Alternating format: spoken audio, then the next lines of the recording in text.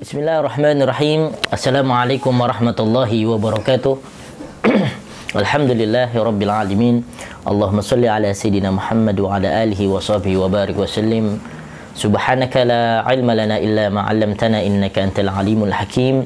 Rabbi shrah li sadri wa yassir li amri wahlul 'uqdatam min lisani yafqahu qawli. Ayuhal hadirun rahimakumullah, alhamdulillah kita berjumpa kembali dalam sebuah program yang difokuskan pada yaitu hashtag ngaji tasawuf. Alhamdulillah pada pertemuan yang lalu kita telah bahas bagaimana yaitu arti maqamat dan juga ahwal yang konsentrasinya adalah kepada pemahaman ataupun juga perspektif pandangan Al-Imam Ghazali. Dan pada kesempatan ini insyaallah kita akan membahas tentang maqam taubat, di mana telah kita mengetahui bahwasanya orang yang ingin salik ataupun suluk kepada Allah Subhanahu wa taala, menempuh jalan Allah, mengharap keridhaan Allah Subhanahu wa taala, maka tidak lepas orang tersebut harus melewati fase yang pertama adalah maqam taubat. Taubat terambil dari kata-kata taba yatubu taubatan, yaitu kembali, atau kisaran maknanya adalah menyesali, atau juga bisa dikembangkan dengan kata-kata menginsyafi, artinya dia menginsyafi daripada apa-apa yang telah ia lakukan pada masa lalunya. Sehingga maqam taubat ini ataupun disebut dengan maqam taubat ini diberi artikan bahwa orang laksana yang tidak lepas dari kesalahan, dosa, khilaf, ataupun juga karena memang orang tersebut ataupun kita sebagai manusia adalah yang Allah berikan akal, pikiran, ilmu, dan juga hawa nafsu. Berbeda dengan malaikat yang tidak diberikan hawa nafsu sehingga selalu sujud dan taat serta tunduk kepada Allah Subhanahu wa taala. Maka Allah Subhanahu wa taala telah menggambarkan kita di dalam hadits qudsi yang memang bahwasanya manusia itu tidak lepas melaksanakan kesalahan baik di siang ataupun malam harinya. Sebagaimana Rasulullah SAW bersabda di dalam hadits qudsinya, ya ibadi innakum tukhti'una bil-laili wan-nahar wa ana aghfiru dzunuba jami'a fastaghfiruni aghfir lakum.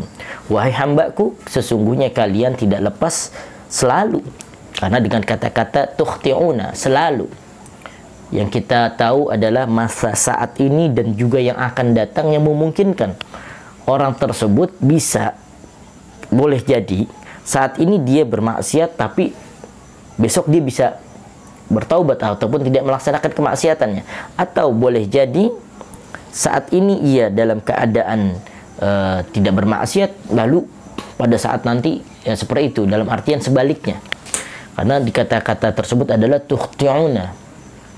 Kemudian wa ana aghfiru dzunuba jami'a fastaghfiruni aghfir lakum, dan aku adalah zat, yaitu Allah Subhanahu wa taala, fastaghfiruni aghfir lakum, mintalah ampun kepadaku, aku akan mengampuni dosa kesalahan kalian. Hadirin rahimakumullah, yuk sama-sama kita bahas tentang maqam taubat ini. Maqam taubat yang haruslah menjadi salah satu penempuhan pertama bagi salik, orang yang ingin menuju mengharapkan keridhaan Allah Subhanahu wa taala.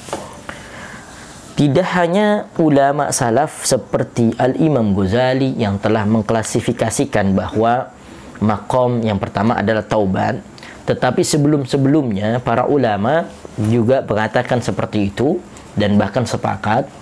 Begitu juga pada ulama yang hidup pada abad ke-9, yang boleh jadi yang beliau dikatakan sebagai mujaddid di dalam kalangan Ba'alawi Ahlus Sunnah wal Jamaah Asy-Syafi'iyah, yaitu Al-Habib Abdullah bin Ali Al-Haddad, di dalam kitab Adabus Sulukil Murid, bahwa juga menempatkan bahwa nilai taubat adalah fase pertama yang harus ditempuh oleh seorang hamba Allah, ataupun persyaratan mutlak bagi orang yang ingin mendapatkan menempuh di jalan Allah Subhanahu wa taala, yaitu adalah taubat.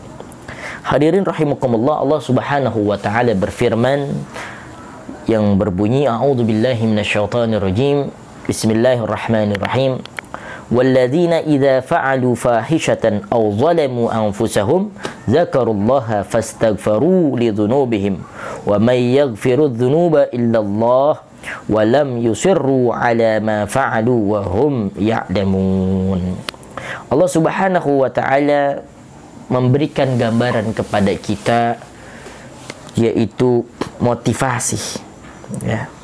Motivasi kepada hambanya Allah ataupun kita semuanya ini manusia, agar kiranya jangan berlarut-larut menyesali dosa kesalahan kita sehingga kita mengatakan dalam hal ini tidak sama sekali ada jalan keluarnya. Yang dikatakan Allah Subhanahu wa taala, orang-orang yang beriman apabila kalian telah melaksanakan fahisyah, perbuatan keji, au zalamu ataupun zalim di dalam diri kalian, zakarullaha fastaghfaru, cepat-cepat untuk kembali kepada Allah, ingat kepada Allah, fastaghfiruh, dan juga memohon ampun kepada Allah Subhanahu wa taala li dzunubihim, karena dosa kesalahan kita. Wa may yaghfiru dzunuba illallah wa lam yusirru ala ma fa'alu wa hum ya'lamun.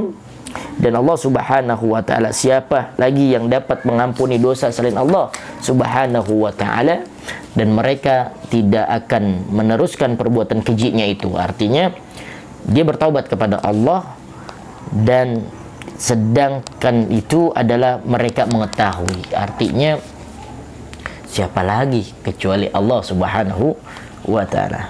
Hadirin rahimakumullah, Al-Imam Qushairi di dalam kitab Risalatul Qushairiyah pada halaman 127 dikatakan bahwa at-taubatu awwalu manzilah min manazil salikin wa awwalu maqam min maqamati at-talibin wa haqiqatu at-taubah fi lughatil arab ar-ruju', yuqalu taba ay raju' fat-taubah ar-ruju'u amma kana madmuban fi syar'i ila ma huwa mahmud fi wa qala Rasulullah sallallahu alaihi wasallam wallahu a'lam bissawab.